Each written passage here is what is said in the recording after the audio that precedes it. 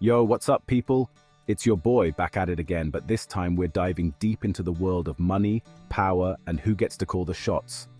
We're talking about the big leagues here, the movers and shakers who have been pulling the strings behind the scenes for decades.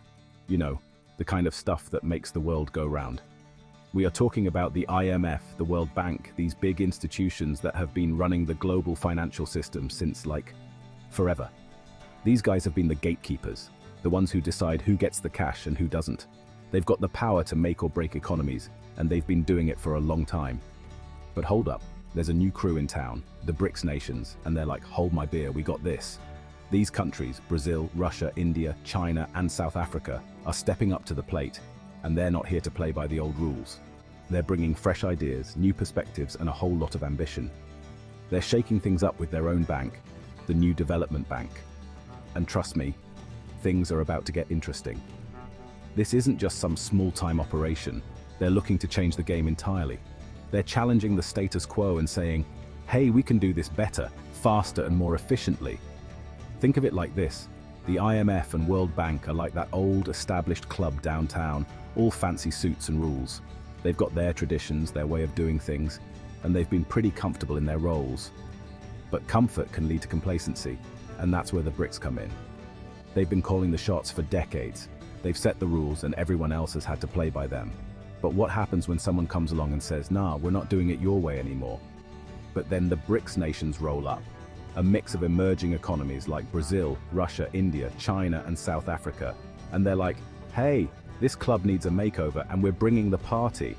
They're not just looking to join the club. They want to redefine it, make it more inclusive, more representative of the world today. This ain't just about money though. It's about power. It's about who gets to make the decisions that affect billions of lives. It's about shifting the balance of power from the old guard to the new kids on the block. Who gets to decide which countries get loans and which ones get left behind? Who gets to set the terms and conditions? These are the questions that the BRICS are asking, and they're not satisfied with the old answers. Whose rules are we playing by? The old rules that have been in place for decades, or the new rules that the BRICS are proposing? This is a clash of perspectives, a battle for the future of global finance. The BRICS are challenging the old order, and the whole world is watching to see what happens next. This isn't just a financial showdown. It's a cultural and political one as well. It's about who gets to shape the future and how that future will look. So buckle up, folks, because we're about to break down this global financial showdown. We're going to dive deep into the strategies, the players, and the stakes. This is more than just a game. It's the future of our world. Stay tuned because you won't want to miss a second of this. To understand this whole shebang, we got to rewind back to 1944. World War II is winding down, and the world's like, okay, how do we prevent another global catastrophe? Enter the Bretton Woods Agreement.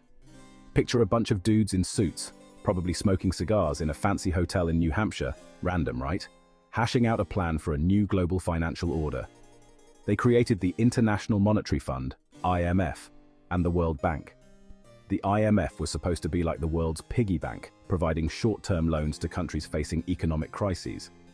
The World Bank, on the other hand, was tasked with long-term development, lending money for infrastructure projects, education, healthcare, you name it. These institutions were supposed to bring stability and prosperity to the world, and to be fair, they did achieve some good things. But there was a catch, and it's a big one. Here's the thing about borrowing money, especially when it's from institutions like the IMF and World Bank. It comes with strings attached, and I ain't talking about the kind that makes your teeth hurt.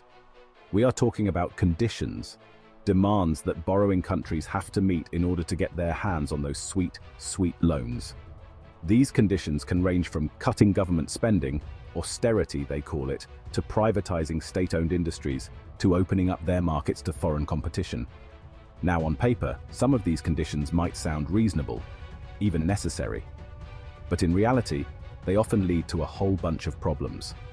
Critics argue that these conditions often exacerbate poverty, increase inequality, and undermine national sovereignty. Imagine being told how to run your own country by someone who doesn't have to live with the consequences of their decisions. Not cool, right? And that's not even getting into the whole issue of debt traps, where countries end up borrowing more and more just to pay off their existing debts. creating a vicious cycle of dependence. Let's take a step back and look at how this all starts. Countries often seek loans to fund development projects, infrastructure, or to stabilize their economies during crises. These loans are supposed to be a lifeline, a way to jumpstart growth and improve living standards. But the reality is, the conditions attached to these loans can sometimes do more harm than good. For instance, opening up markets to foreign competition can cripple local businesses that aren't ready to compete on a global scale. Privatizing state-owned industries can lead to massive job losses and reduced access to essential services for the poor. And austerity measures? They often mean cuts to social services, healthcare, and education, hitting the most vulnerable the hardest. Economists and policymakers debate the effectiveness of these conditions, but the people on the ground often feel the sting the most. Increased cost of living, reduced public services, and higher unemployment rates are just some of the immediate impacts. Communities often have to come together to find ways to mitigate these impacts, creating grassroots solutions to problems imposed from above. There's also the ongoing debate about debt relief and forgiveness. Some argue that forgiving these debts is the only way to break the cycle of dependence. Activists campaign tirelessly for debt forgiveness, highlighting the moral and economic arguments for giving struggling nations a fresh start. There are success stories, countries that have managed to navigate these treacherous waters and come out stronger. These nations often share their experiences, offering a glimmer of hope and a roadmap for others to follow. The future of international lending is a hot topic, with calls for more equitable and sustainable practices gaining momentum. It's a complex issue, but one thing is clear: the weight of the world shouldn't rest on the shoulders of those least equipped to bear it. Despite the challenges, there's hope. Communities are resilient, and with the right support, they can thrive, even in the face of adversity. Global solidarity movements are advocating for fairer lending practices, pushing for a system that prioritizes people over profits. The vision is clear: a more just and equitable world where everyone has the opportunity to prosper without the sting of unfair conditions. And that, my friends, is a future worth striving for. Enter the Dragon BRICS and a new bank on the block. The BRICS nations, comprising Brazil, Russia, India, China, and South Africa, have long been significant players on the global stage. Each of these countries brings its own unique strengths and challenges to the table, creating a diverse and powerful coalition.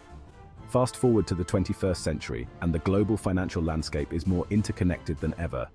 The traditional financial systems, dominated by Western powers, have been the backbone of international finance for decades. However, the BRICS nations began to feel that these systems were not serving their interests. They started to voice their concerns, saying, "Hang on a minute, this whole system seems a bit rigged." The sentiment was growing that the existing financial order was skewed in favor of the West, leaving emerging economies at a disadvantage. Protests and demonstrations highlighted the frustration and desire for change. The leaders of the BRICS nations were tired of the Western-dominated financial order. They felt that the one-size-fits-all approach to development was not addressing their unique needs and circumstances. The Western approach often came with strings attached, imposing conditions that did not always align with the priorities of the BRICS countries. This led to a growing sense of dissatisfaction and a desire for a more tailored approach to development. The BRICS nations wanted to cut the strings and assert their independence from Western influence. They sought to create a system that was more equitable and responsive to their needs. So in 2014, the BRICS nations took a bold step. They decided to create their own financial institution, one that would operate on principles more aligned with their vision for development. They inaugurated the New Development Bank, also known as the BRICS Bank. This institution was designed to be a game changer in the world of international finance. The BRICS Bank was not just another financial institution, it was a symbol of the BRICS nations' commitment to creating a more balanced and fair financial system. The construction of the bank's headquarters was a testament to their determination. This wasn't just about creating another bank, though. It was about making a bold statement. The establishment of the New Development Bank was a bold statement, a challenge to the established order. The BRICS nations were saying, "We're here, we're powerful, and we're doing things our way." The unity of the BRICS leaders at various summits showcased their collective strength and determination to reshape the global financial landscape. The message was clear: the BRICS nations were ready to take on a more significant role in global finance. They were no longer content to be passive players in a system that did not serve their interests. The BRICS flag, waving in the wind, symbolized their collective resolve and the beginning of a new era in international finance. The NDB was designed to be different from the get-go. Its unique architecture and innovative approach to finance set it apart from traditional institutions. The bank aimed to provide an alternative source of funding for developing countries, one that was more in tune with their needs and priorities. This was a significant departure from the conventional models of development finance. The NDB's approach to funding was more collaborative and inclusive. It sought to understand the specific needs of each country and tailor its support accordingly. The BRICS representatives were not just talking the talk, they were walking the walk. They signed agreements and made commitments to support sustainable development projects. The executives of the NDB walked confidently, knowing that they were part of a transformative movement in global finance. The focus on sustainable development was a core principle of the NDB. The bank prioritized projects that promoted environmental sustainability, social inclusion, and economic growth. The NDB also promoted local currency lending, reducing the dependency on major global currencies and fostering greater financial stability in the member countries. This collaborative approach was a key differentiator. As the BRICS leaders celebrated their achievements, it was clear that the new development bank was more than just a financial institution. It was a symbol of hope and a beacon of change for developing nations around the world. A different kind of lender, local currency, global impact.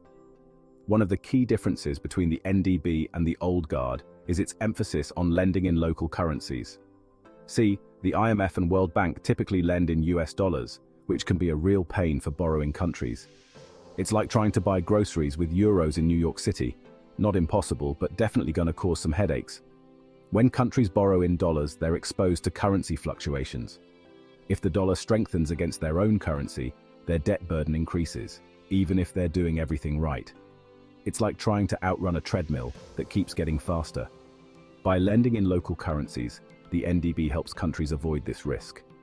It's like giving them the tools to run their own race, at their own pace, without the added pressure of a constantly shifting finish line.